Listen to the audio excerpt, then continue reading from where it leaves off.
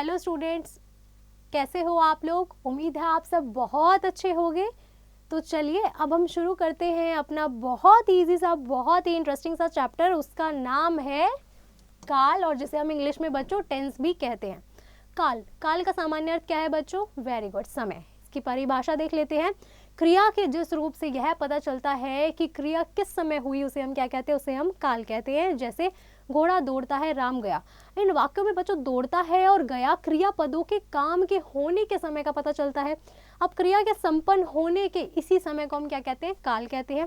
अब बच्चों काल के भेद देख लेते हैं। काल के हमारे कितने भेद होते हैं? 3 भेद होते हैं, वर्तमान काल, भूतकाल और भविष्यत काल।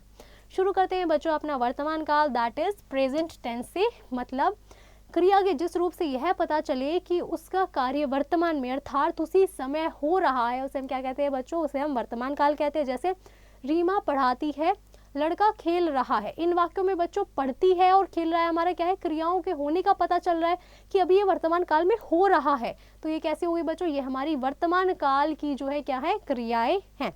अब उसके बाद हमारा आता है बच्चों की वर्तमान काल के जो है भेद होते हैं। वर्तमान काल के काइंड ऑफ प्रेजेंट टेंस कितने होते हैं बच्चों? 3 उपभेद होते हैं हमारे इसके।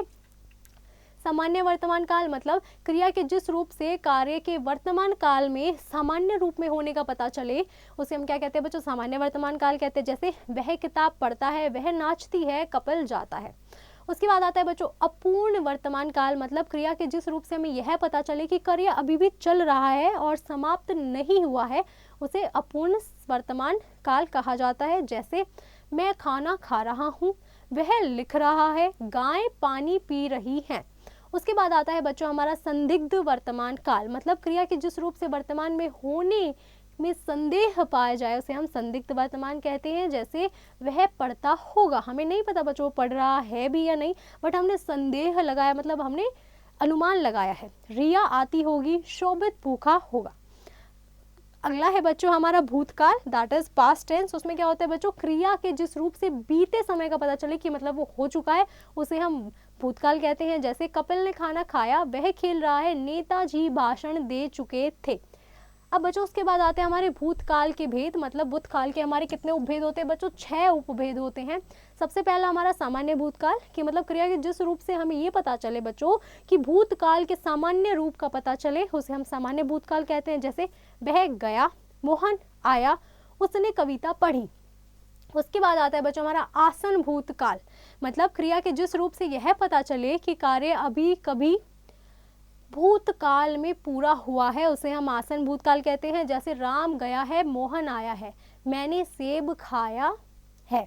उसके बाद आता है बच्चों हमारा पूर्ण भूतकाल। मतलब क्रिया के जिस रूप से यह पता चले कि कार्य को समाप्त हुए बहुत समय बीत चुका है, उसे हम क्या कहते हैं बच्चों? पूर्ण भूतकाल कहते हैं। कि मतलब काम तो बहुत पहले जो है पूरा हो चुका था। वह आया था, उसने मुरारी को मारा था, माता जी मुंबई गई थी।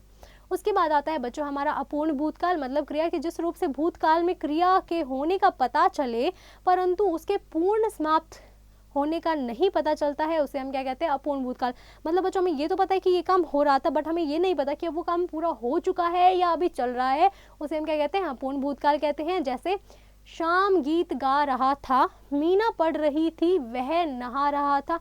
अब इसके बाद आता है बच्चों हमारा 5th भूतकाल, जो कि है हमारा संदिग्ध भूतकाल। संदिग्ध भूतकाल कौन सा होता है बच्चों? कि क्रिया के जिस रूप से भूतकाल की क्रिया में होने का संदेह पाया जाता है, उसे हम क्या कहते हैं बच्चों? संदिग्ध भूतकाल की। मतलब जिसमें हमें संदेह है कि वो हुआ होगा या नहीं।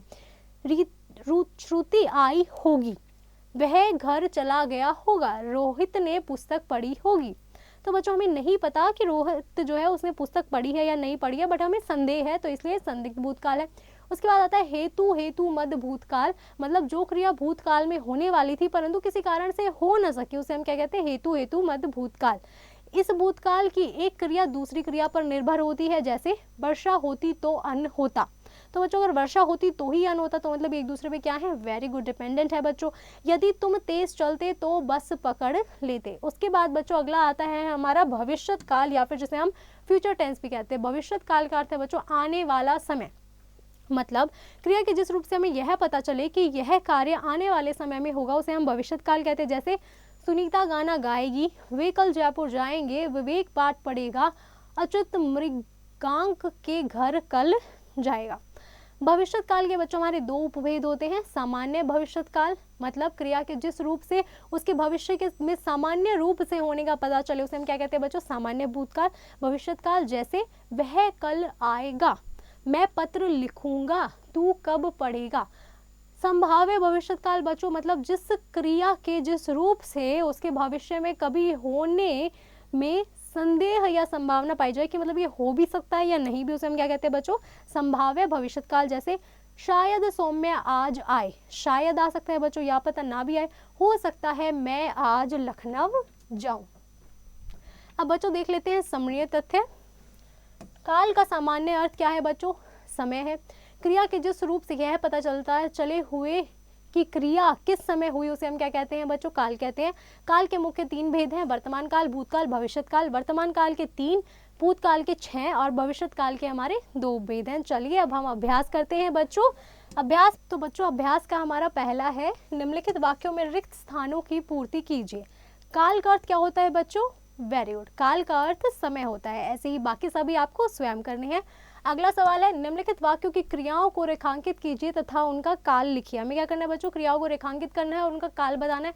बालक खेलते हैं, तो बच्चों खेलते हैं हमारा क्या हो जाएगी, क्रिया हो जाएगी। काल कौन सा है बच्चों, वेरी गुड, वर्तमान काल। ऐसे ही बाकी सभी आपको स्वयं करने हैं। अगला सवाल है, कोष्टक में दिए गए काल के अनुसार दी गई क्रियाओं से रिक्त स्थानों की पूर्ति कीजिए। हमें क्या करना है बच्चों, हमें रिक्त स्थानों की पूर्ति करनी है। राधा खाना डैश, तो क्या आएगा बच्चों, हमें संदिग्ध भूत बनाना है, तो क्या हो जाएगा, वेरी गुड, राधा खाना खाएगा। ऐसे ही बाकी सभी आपको स्वयं करने हैं। अगला सवाल, निम्नलिखित प्रश्नों के उत्तर लिखिए। हमें क्या करना है बच्चों, इनके उत्तर लिखने हैं। काल की परिभाषा दीजिए। हमें क्या करना है बच्चों, काल की परिभाषा बतानी है। मतलब काल हमारा वो होता है जिससे हमें क्रिया के होने का पता चले कि वह किस समय हुई होगी, उसे हम क्या कहते हैं बच्चों, उसे हम काल कहते हैं। ऐसे ही बाकी सभी आपको स्वयं करने हैं। उम्मीद है यह पाठ आपको बहुत अच्छे से समझ आया होगा। अब आप घर पर इसका बहुत अच्छे से अभ्यास कीजिए और इसे रिवाइज करना बिल्कुल मत भूलिए।